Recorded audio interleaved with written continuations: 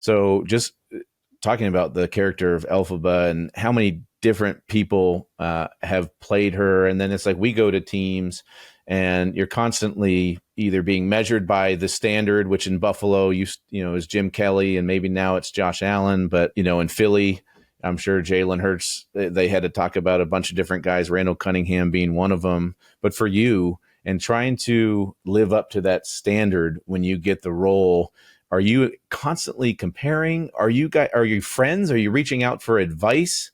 What are the different things that you do or think in that role? That's a really good question. I'm the 25th to play it. So there are 24 women who have done it before me on Broadway, and it is known as like a green girl sisterhood. So basically, the culture is that if I need anything, because of how heavy the show is and how it's on the Elphaba and how there's a lot of other things you have to manage apart from just doing the show, if you reach out, they will answer. So I could call any of those girls and they would answer. Just like the girl who's doing it now, if she needed me for something, I would totally drop whatever it is and help her out. And then the other thing I think similar is like I started on the road, which is sort of like a test. So I started on what is it like when you guys go to camp? Like I started in camp. Training camp. Mm-hmm. Yeah. And that was the standby. I was the standby on the road. So anytime the girl who was playing it, who was the principal, needed a show off once or twice a week, I would do the show in Toledo, Ohio, so that if I was going to fail or figure it out, I was going to do it in a place that was safer. Not that I ever failed, because you have to be of a certain caliber. Of course, you guys know to be on the team. I failed plenty though. MK. Yeah. I failed plenty, but go ahead. Yes. Go ahead. So if I'm going to have a no-fly show, which I had once, I did it in St. Louis instead of on Broadway. So I started as a standby and then I was promoted internally to the lead. But I still had to re-audition. And then again, the good thing for Broadway is that I didn't have to re-audition to be the standby 2 years ago. They were just like, would you do it? And I was like, hell yeah.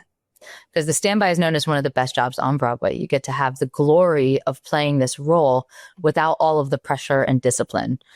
You don't have to sustain the entire contract. You just get to come in a couple times. I'm just like a backup quarterback. Yes. Everybody loves you. Everybody loves you. You get to save the day. I think maybe I didn't have a good understanding of it, but we called it special teams. I was I'm on special teams, or I'm the kicker. I don't know. You're the backup QB. You're the backup. Okay, great. Everybody loves you. You just get to go in if you have to do it. You have the big moment. You win the everywhere. game. You win the game, and then you just get relegated right back to the bench again. And people love you even more. So it was exactly that, and I felt like I felt like a hero in a lot of ways. I was like, yeah, I'm great and I'm doing it. And then I think by doing it, I was like, you know what? I want to do this all the time. I want to be full-time QB. I can lead I had gotten to know the Broadway company really well. I was like, I can lead this team. I know these people. And so I asked for it and I was like, I'm your next lead. That's awesome. The role is safe with me. I got you. And they were like, we're going to need to see you audition again. I had done it 100 times on Broadway and 800 times on the road or whatever. And they would put me on tape. And both times they put me on tape, I had to do the show that night. So I had an out. I was like, all right, I have to be green in 30 minutes. So we need to wrap this up. But every time they taped me, they didn't like what they were seeing. But then they would come to see the show and they're like, that's exactly what we want. And I'm like, well, the media I'm giving you is theatrical. And you're putting me on an iPhone. So of course you're not going to of course it's not going to translate. And I think that essentially they just trusted me or maybe didn't find somebody who was going to do it better than me at the time. And then I got to do it for the whole time, that whole last year. But the crazy part about the comparison thing is that I was so used to being compared to the 24 before me, but I was the Elphaba at the time the movie came out. So then there was the whole other aspect of okay, now there's Cynthia Erivo, who is the QB of all QBs, And do you watch that movie? And what do you think? Are you comparing the whole time? Are you able to just sit and enjoy it? No.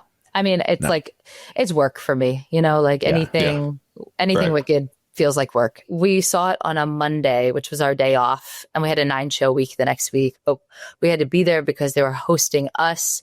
They were hosting the cast of the movie, John M. Chu, the director, all the producers. It was this big New York event.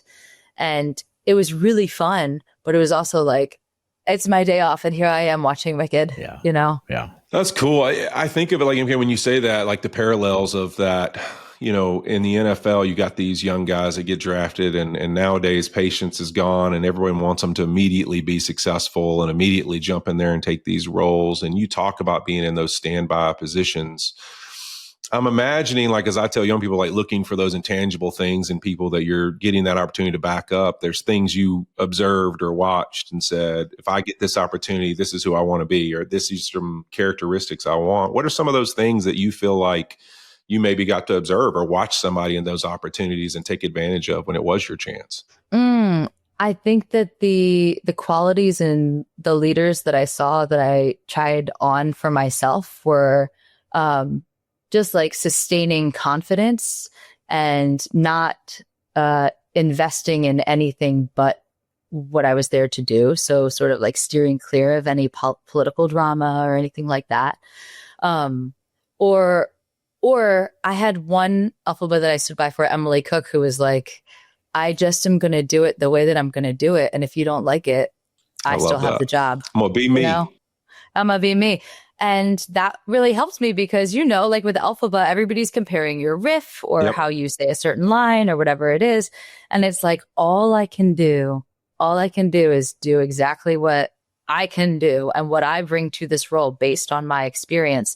And if you don't like it, you're still seeing Wicked. Like it's still Wicked. How much change or growth was there for you from day one of doing it as the lead to your final performance? Is there a variation in performance for you? I think the biggest jump I made was from the standby to doing it as the lead, because when I was standing by on Broadway, the blocking there's a lot of different moving parts, and like I made some big mistakes and I got to digest them in a reasonable pace instead of having to like go right back into the show.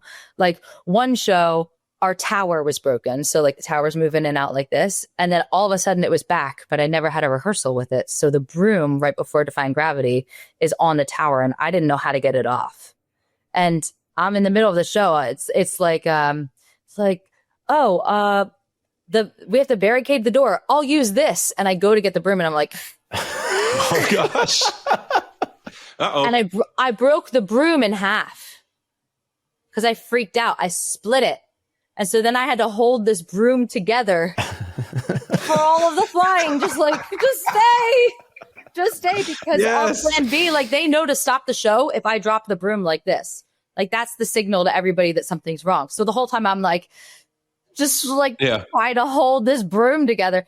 So things like that, like I got to learn. And like vocally, I got to like try on different qualities in my voice and learn what was the most sustainable. But I definitely think that like the ownership of the role comes from doing it every day. And so like my last show was my best show. You know what I mean? Yeah, I love that. I think there is so many things that are consistent over both things. I mean, when you talk about, performance at the highest level, day in and day out, to me, we always say like the truest measurement of performance is consistency over time. And so when I've gone to Broadway shows and I watch, I always just think like, how do y'all keep your energy for like, all right, you got to do it tomorrow. You got to do another show today. Like, what are ways that you're able to do that? Because I think in football, we talk about that all the time. Like coach is going to come out and start the practice over because everyone came out and it's one of those days. Like it's just hot and it's muggy and it's going to be a drag. Like what are ways that you're able to do that, to like lock yourself in to perform day in and day out like that? It's all discipline. I'm sure but it's all self-discipline on Broadway. Like we don't have a coach that's like, get out there and do it. You know what I mean? We have to do, no, we sort of have to like, it's great. We sort of have to do that for ourselves. And so for me, it was about building a routine that sustained the type of show I was doing, which was a heavy lift. And so the whole day required different things of me based on how I woke up, like between the mouth tape and the vocal rest and the different, workouts or stretches and different, like, I guess my coaches, my Avengers would be like my ENT, my voice doctor, my speech pathologist, like all those people who I would be like conducting experiments with basically to make it as sustainable as possible.